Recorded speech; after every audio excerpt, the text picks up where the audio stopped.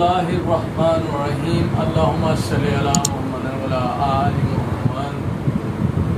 अस्सलाम वालेकुम जी दोस्तों, वीरां, सज्जनों, साथियों ते मेरे वीरां ते उम्मीद करने कि सारे कह रहे हो भी इतना हो गए असीं अल्लाह दे करमों फज़ल दे नाल दिहाड़ियां दुआवां नाल अल्हम्दुलिल्लाह ते नवीं व्लॉग दे विच दिहाड़ी खिदमत च हाज़र हां। ते दोस्तों अज व्लॉग ते असीं दिने कोई नहीं बनाया, तूड़ी छुड़ी ढोई है वो तूड़ी जनाब बड़ी ते रात नूं भी ढोई वो तुहाडे नाल शेयर कीती ही ते दिने भी कुछ रहिंदी ही पैक कीती दी ही, यानी कि तोड़ियां बोरियां च पाई दी ही। वो फिर 2 ट्रालियां जनाब दिने लिआंदियां ते थक टुट गए हां असीं ते वीडियो कोई नहीं बनाई। ते मैं कि अज भी भरा अपने नाल मुलाकात जरूरी करनी है ना, ते वो जनाब कोई गलबात सुनाने अपने वीरां नूं। ते तूड़ी अलहमदुलिल्लाह ढोली है, कम शम मुक गया तूड़ी वाला ते साल का यानी कि स्टोर कर लिया तूड़ी जनाब अपने जानवरों वास्ते, मझां वास्ते। तो हुण हो गया सुकून। हुण इंशाअल्लाह डेली मुलाकात होए करेगी नवे नवे ब्लॉगां दे नाल, अच्छे ब्लॉग बनावांगे इंशाअल्लाह दिहाड़ियां दुआवां नाल, दिहाड़ी सपोर्ट नाल। ते जेह्ड़े दोस्त साढ़े चैनल ते नवे ने ना वो साढ़े चैनल नूं सबसक्राइब कर लो, लाइक कर लो, शेयर कर लो दोस्तां नाल, सज्जनां नाल, साथियां नाल ते बैल आइकन दे बटन नूं दबा लो क्योंकि जदों भी नवीं वीडियो आए तुहाडे तक जरूर पहुंचे।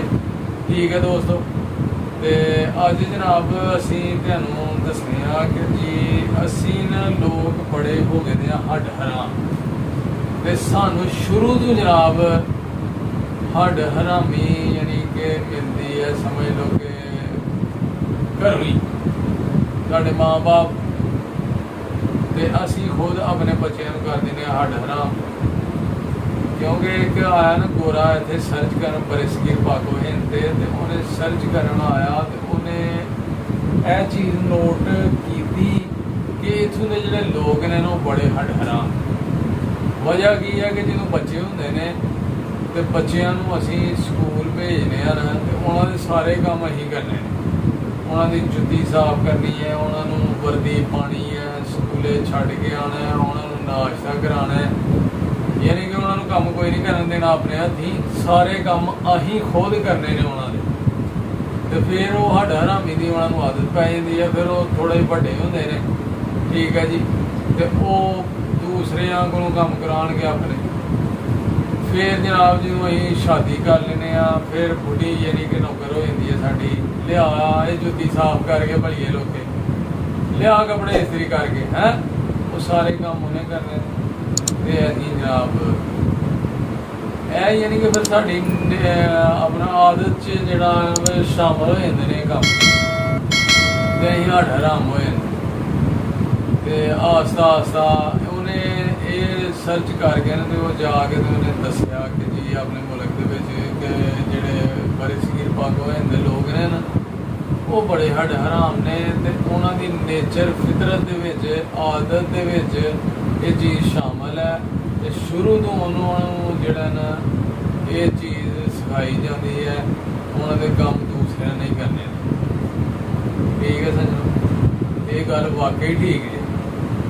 ये जज कर लो, जजमेंट की कर लो तो अपना जहन दड़ा के वेख लो कि इंजी सूरत हाल है सारी कि अं अपने बच्चों खुद तैयार करना है, उन्होंने कोई काम नहीं करन देना, तो उन्होंने स्कूले छड्ड के आना, नाश्ता खुद कराना है, हर काम यानी कि अं खुद करना। तो फिर आस्ता आस्ता हड्ड हराम हो जाते हैं। फिर उन्होंने बेगम आ जानी है, उन्हें सारे काम करने ने। तो यह सूरत हाल है साढ़े मुल्क की, बाकी गल ठीक है। अच्छा तो दोस्तों हुण गल इंज है कि जी कोशिश करा करो कि अपने बच्चों वो अपना काम खुद करने की कोशिश करन कि मेहनती होन ते हड्ड हराम ना होन। नैक्सट यानी कि ये नसीहत है कि जी समझने वाले वास्ते ते नाले ये कोशिश ये करनी है कि सबक यही है ये कि अपना काम खुद करने की कोशिश करो, ना कि अपना काम दूसरे से पाओ तो दूसरा काम करवाओ तो नौकर रख लो इंज ते उंज। बच्चों के काम बच्चों को नहीं करवाओ, बच्चे खुद अपना काम करने की कोशिश करन, फिर वो मेहनती होणगे ਤੇ ਹਮੇਸ਼ਾ ਆਪਣਾ ਕੰਮ ਖੁਦ ਕਰਨਗੇ ਤੇ ਇਨਸ਼ਾਅੱਲਾ ਜ਼ਿੰਦਗੀ 'ਚ ਕਾਮਯਾਬ ਹੋਣਗੇ, ਕਦੀ ਨਾਕਾਮ ਨਹੀਂ ਹੋਣਗੇ। ਠੀਕ ਹੈ ਦੋਸਤੋ।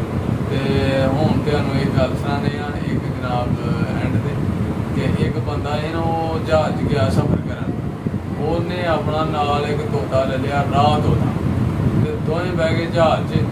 ਤੇ ਰਾਹ ਤੋਤੇ ਨੇ ਜਨਾਬ ਸੀਟੀ ਮਾਰੀ ਏਅਰ ਹੋਸਟਲ ਅੱਗੋਂ ਹੱਸ ਪਈ। ਉਹਦੇ ਵੱਲ ਵੇਖ ਕੇ ਤੇ ਮਾਲਕ ਨੇ ਵੀ ਸੀਟੀ ਮਾਰ ਕੱਢੀ ਏਅਰ ਹੋਸਟਲ ਨੂੰ। ਉਹ ਜਨਾਬ ਕੰਪਲੇਨ ਗਈ ਡਰਾਈਵਰ ਕੋਲ, ਪਾਇਲਟ ਕੋਲ। ਉਹਨੇ ਕਿਹਾ ਦੋਵਾਂ ਨੂੰ ਥੱਲੇ ਲਾ ਦਿਓ। ਉਹਨਾਂ ਨੇ ਦਰਵਾਜ਼ਾ ਖੋਲ੍ਹ ਕੇ ਦੋਵਾਂ ਨੂੰ ਥੱਲੇ ਸੁੱਟ ਦਿੱਤਾ। ਹੁਣ ਤੋਤਾ ਤੇ ਉੱਡਣ ਲੱਗ ਪਿਆ। ਮਾਲਕ ਜਿਹੜਾ ਇਹਨੂੰ ਕਲਾਬਾਜ਼ੀਆਂ ਖਾਂਦਾ ਥੱਲੇ ਡਿੱਗਣ ਲੱਗ ਪਿਆ। ਉਹਨੇ ਕਿਹਾ ਹੁਣ ਮੈਂ ਕੀ ਕਰਾਂ। ਤੋਤੇ ਨੇ ਕਿਹਾ ਜੇ ਤੈਨੂੰ ਉੱਡਣਾ ਨਹੀਂ ਆਉਂਦਾ ਤੇ ਮਾਂ ਨੂੰ ਛੇੜਿਆ ਕਿਉਂ ਨਹੀਂ। ਤੇ ਦੋਸਤੋ ਅੱਜ ਦੀ ਵੀਡੀਓ ਇੰਨੀ ਹੈ ਤੇ ਉਮੀਦ ਕਰਨਾ ਤੁਹਾਨੂੰ ਜ਼ਰੂਰ ਪਸੰਦ ਆਈ ਹੋਏਗੀ।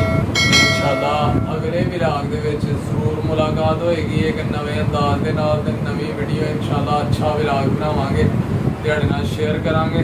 ਤੇ ਹੁਣ ਸਾਨੂੰ ਦਿਓ ਇਜਾਜ਼ਤ ਤੇ ਆਪਣਾ ਤੇ ਆਪਣੇ ਮਾਂ-ਬਾਪ ਦਾ ਰੱਖਣਾ ਖਿਆਲ। ਬਹੁਤ ਜ਼ਿਆਦਾ ਉਹਨਾਂ ਦੀ ਕਰਨੀ ਹੈ ਖਿਦਮਤ ਤੇ ਨਮਾਜ਼ ਜ਼ਰੂਰ ਪੜ੍ਹਨੀ ਹੈ ਤੇ ਸਾਨੂੰ ਵੀ ਰੱਖਣਾ ਆਪਣੀਆਂ ਦੁਆਵਾਂ ਦੀ ਯਾਦ। ਤੁਹਾਡੇ ਤਾਵਾਂ ਦੀ ਸਪੋਰਟ ਦੀ ਬਹੁਤ ਜ਼ਰੂਰਤ ਹੈ। ਠੀਕ ਹੈ ਸੱਜਣੋ, ਓਕੇ ਫਿਰ, ਅੱਲਾ ਹਾਫਿਜ਼, अस्सलाम वालेकुम।